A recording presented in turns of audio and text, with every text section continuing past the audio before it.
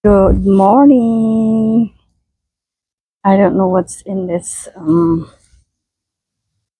kind of tree, but they grow really good. Tapos nag-ulan-ulan pa, kaya ayan, clean up all this. Laki noon.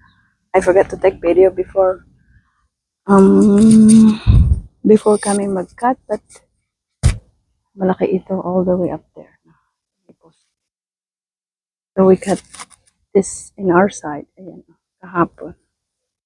Tapos pinanghaha ko lahat dito, and then I'm gonna cut it smaller and put it in here. Green card. Maglalagay ulit ako kasi bumaba ng kaunti. Ayan. And then, itong neighbor namin next door, I don't know why they just let him grow. Nandito na siya from yung fence namin in between. So, lininisan ko rin na dito sa banda namin kasi nagiging bushes na. Tapos ang dami pang lamok. So, from there, that end point to dito na ang garden.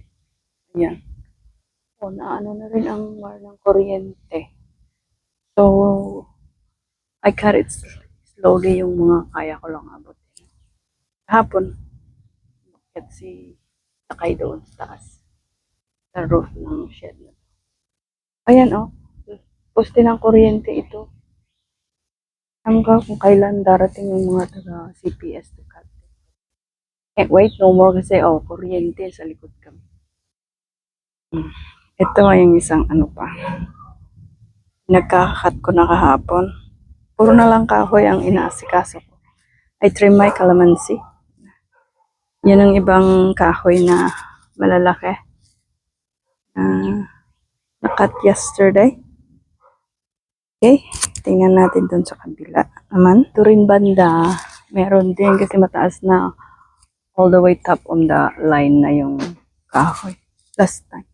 So we cut it yesterday too. Umakyat siya dyan sa kabilang shed.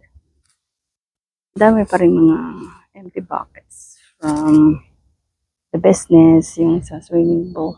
So, ayun. I'm using them for plants. Tingnan nyo tong sayote. Umakyat. Malaki na tong sayote ko. Yan. Ang sayote. Malinis na dyan sa tuktok ng isang shed. Marami pa ring mga ano doon, kahoy. But, better sa kabilang side naman. Problema na nila. Dito lang sa side namin ang problema ko. Okay? Yung iba, hinila ko na siya dito bago ko unti-unting ikat. Kasi pag pinatong ko lang siya sa, ayan, nalata na. Pag ipapatong ko lang siya on top of the grass, mamamatay. Magba-brown naman yung mga grass ko. Ayan, kalbo-kalbo na gani. Okay, so nilagay ko dyan ng iba. Of course, ang saluyot, nagtaasan na. The more I harvested, the more naman silang natumutubo.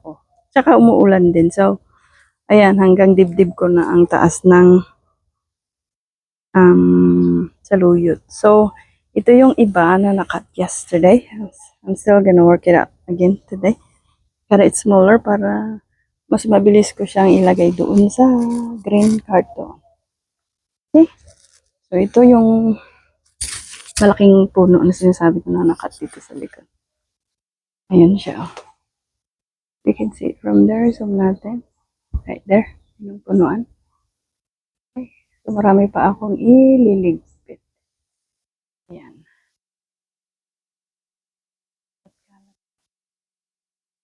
Yun. Marami akong work. Yan yung work ng kuryente. Saka ang mga kapitbahay kasi hindi marunong mag-trim ng mga kahoy. Ewan ko kung tamad pa sila or wala silang time kasi alam mo naman dito, puro busy sa buhay ang mga tao. Kaya nag-hire sila ng magkakat ng grass. Busy din ako but I make time to cut my grass. Akong nagkakat kasi Pag si Lakay ang mag-cut, nako, lahat na lang kinakat. Kaya ako na lang. Kasi may tanim nga ako noon na tawag dun, tanglad. Ay, binunot pa naman kasi ang alam daw niya, sagbot, mga wild grass. O, tingnan yung mga kahoy ng kapitbahay. Yung mga kahoy naman namin, siyempre, mga old, 60, 70 years old.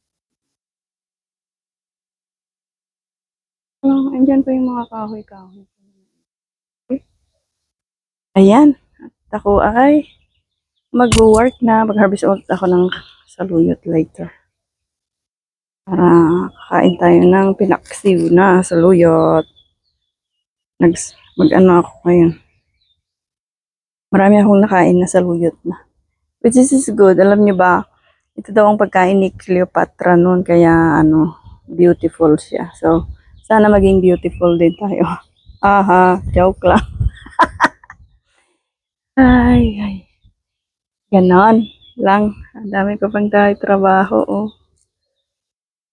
Kaluoy ng pagdaan. Yung ko, tingnan, pakita ko. Yung grapes ko. Malaki na. Ayan, ang grapes. Pinaakyat ko siya dito. Ayan. Pero nag-mix na siya ng mga tree and grass next door. I don't know what's gonna happen, but yan, laki-laki na rin siya. I put this pellet dito para pag nag-mow siya or cut the edges dito sa gilid-gilid na nilakay ay hindi niya makat yung kasi minsan kinat na niya doon. May bato naman doon, hindi niya hindi niya daw naintindihan. Tingnan mo, I cut it on my side, pero sila hindi nagkakat. So, ikakat ko rin tong mga to. Ayun, I let them grow. Noon, I cut it like that. Pero ngayon, nagsawa na ako. Hindi naman sila mag-cut din sa akin. But bakit ako para sa kanila? Never mind. Ito yung mga kalunay. Nagkalat lang yan. So, I let them grow dito na sa malalaking kalunay ito. Kulitis, saka walang mga tinik-tinik. So, maganda siya. So, iniwan ko na lang sila dito. Ayan. Ito yung kutchay ko. Masarap to sa mulo-mulo sa Ilocano. Sarap. Then, ang aking okra ay may bunga na. Kasing wala pang 1 inch lang ata. So, yun lang. Yan, nag-start na mamunga ang aking mga okra. Alright, thank you guys for watching. Mag-work na ako. Bye-bye.